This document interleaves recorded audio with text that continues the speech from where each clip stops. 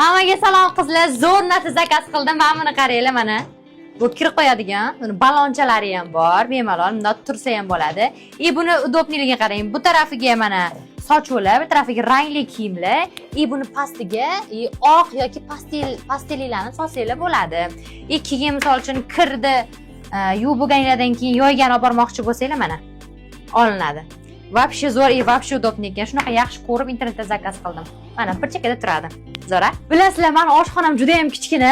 Qozon tovoqlar, hamma narsani sig'dirishim kerak. Даже kiradigan mashinam ham shu yerda.